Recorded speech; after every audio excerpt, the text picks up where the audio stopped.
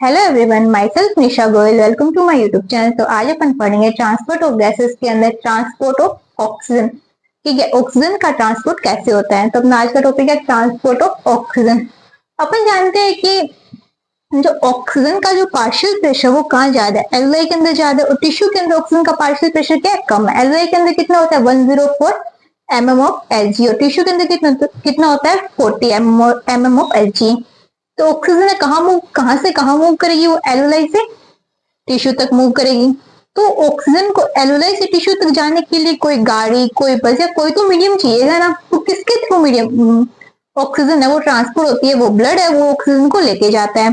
अब ब्लड के अंदर भाई ऐसी क्या चीज है जो ऑक्सीजन को लेके जाएगी। तो ब्लड के अंदर क्या होता है, ब्लड के अंदर होता है हीमोग्लोबिन। जो हीमोग्लोबिन के साथ क्या हो जाएगी, ऑक्सीजन बाइंड हो जाएगी, क्या बनाएगी, ऑक्सी हीमोग्लोबिन। और जो एक हीमोग्लोबिन का जो मोलिक्यूल है वो कितने ऑक्सीजन को बाइंड कर सकता है अपने साथ, 4 ऑक्सीजन को बाइंड कर सकता है। तो क्या ऑक्सीजन किसके साथ बाइंड होती है, हीमोग्लोबिन के साथ। हीमोग्लोबिन, एक हीमोग्लोबिन ने कितने ऑक्सीजन मोलिक्यूल को बाइंड किया, 4 ऑक्सीजन मोलिक्यूल को। तो क्या बनाया इसने, HB4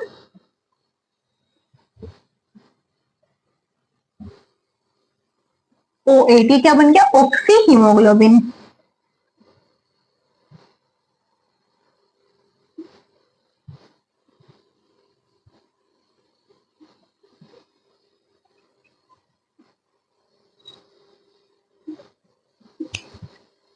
हीमोग्लोबिन का ऑक्सीजन के साथ बाइंड होकर ऑक्सी हीमोग्लोबिन बनाना, ये क्या है, ऑक्सीजनेशन। ये क्या, ये प्रोसेस क्या है, ऑक्सीजनेशन।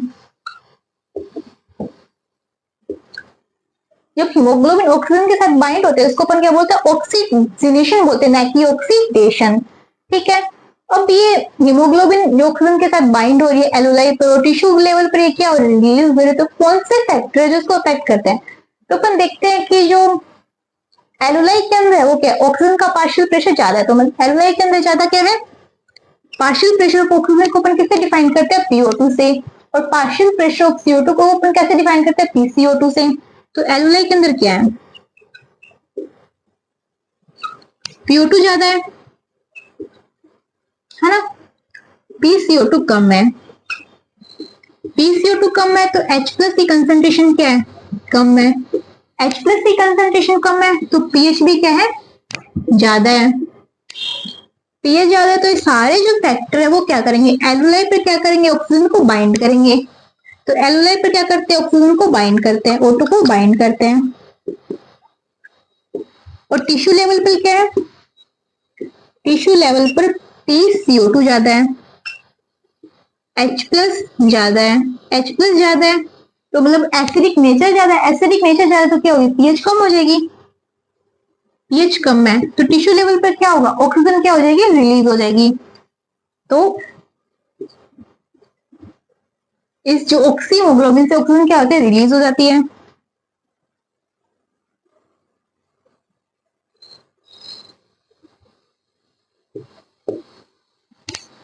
तो इस तरह होता है ऑक्सीजन का ट्रांसपोर्ट की। जो ऑक्सीजन है वो कहाँ पे बाइंड होती है, एलओआई पे बाइंड होती है, और कहाँ पे रिलीज होती है, जाके वो टिश्यू लेवल पर क्या होती है, वो रिलीज हो जाती है। और टिश्यू को क्या मिल जाती है, ऑक्सीजन मिल जाती है। ऑक्सीजन मिलने से टिश्यू के अंदर क्या होगी, कैटाबोलिक रिएक्शन चलेगी, कैटाबोलिक रिएक्शन चलेगी। फिर जो ग्लूकोज वगैरह और भी जो फूड पार्टिकल है वो क्या होंगे, ब्रेक होंगे। ब्रेक होने से वो क्या रिलीज करेंगे, वो CO2 रिलीज करेंगे। और टिश्यू सरफेस पे CO2 रिलीज होगी CO2 अब ब्लड के थ्रू क्या हो जाएगी, ब्लड से बाइंड हो जाएगी। अब CO2 ब्लड से बाइंड होगी, क्या अपने कार्ब अमीनो हीमोग्लोबिन, जो कार्ब अमीनो हीमोग्लोबिन वो कहां चली जाएगी, अपने एलओआई पे चली जाएगी। ब्लड के थ्रू एलओआई तक जाएगी और वहां से कहां चली जाएगी, एटमोस्फेयर के अंदर चली जाएगी। ऑक्सीजन का ट्रांसपोर्ट ब्लड के थ्रू ऐसे होता है। ब्लड के थ्रू ऑक्सीजन का ट्रांसपोर्ट कितना, 97% होता है। बाय ब्लड कितना होता है, 97%। ये अपना हुआ ट्रांसपोर्ट ऑफ ऑक्सीजन। अब इसकी अपन एनसीईआरटी की जो 1 बाय 1 लाइन है उसकी स्टडी कर लेते हैं। ठीक है, अब अपन ट्रांसपोर्ट ऑफ ऑक्सीजन की जो 1 बाय 1 लाइन, एनसीईआरटी की जो लाइन बाय लाइन है वो स्टडी कर लेते हैं। किसकी, ट्रांसपोर्ट ऑफ ऑक्सीजन की।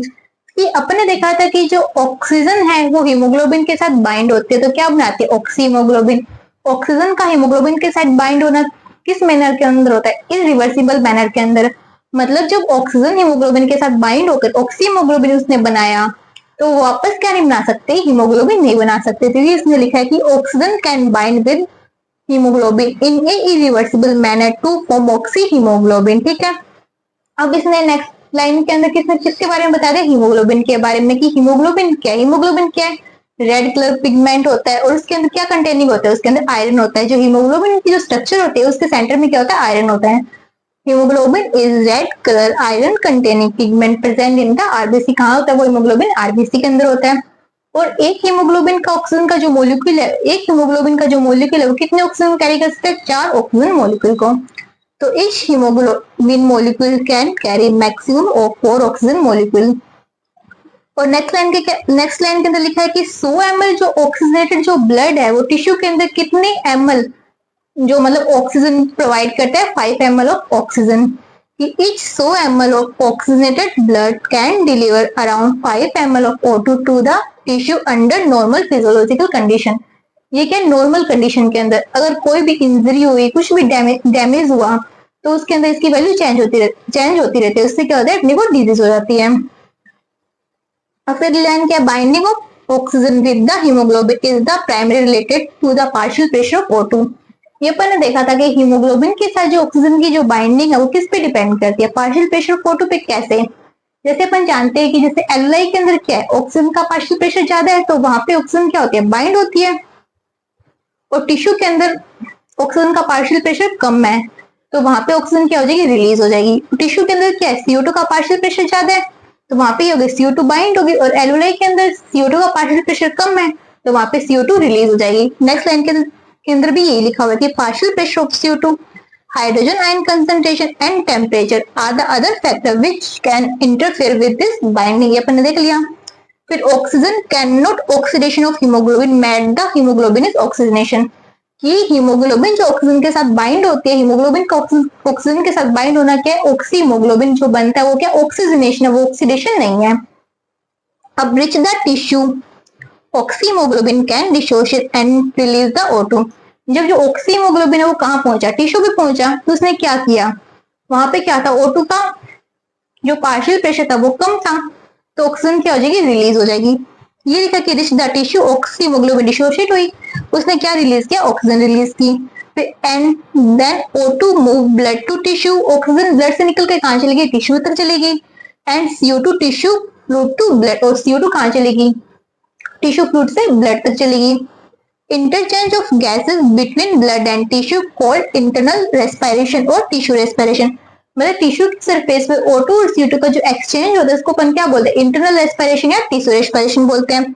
This respiration perform by simple diffusion. जो मतलब O2 और CO2 का जो एक्सचेंज है वो किसके थ्रू होता है, सिंपल डिफ्यूजन के थ्रू होता है। देखिए कि एल्वुलाई लेवल पर क्या होता है, एल्वुलाई लेवल पर PO2 ज्यादा होती है, PCO2 कम होती है। ये कंडीशन किसके लिए फेवरेबल है, ये बाइंडिंग ऑफ O2 के लिए क्या है, फेवरेबल है। इसमें ये लिखा कि high PO2 low PCO2 lesser H plus and the lower temperature are all factor favourable for the formation of oxyhaemoglobin.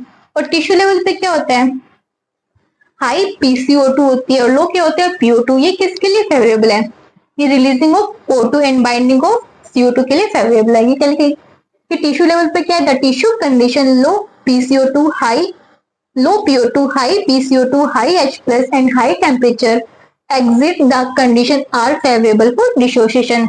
ये अपना हुआ ट्रांसपोर्ट ऑफ ऑक्सीजन के बारे में। वीडियो अच्छी लगे तो उसको लाइक करें, शेयर करें, सब्सक्राइब करें। Thank you.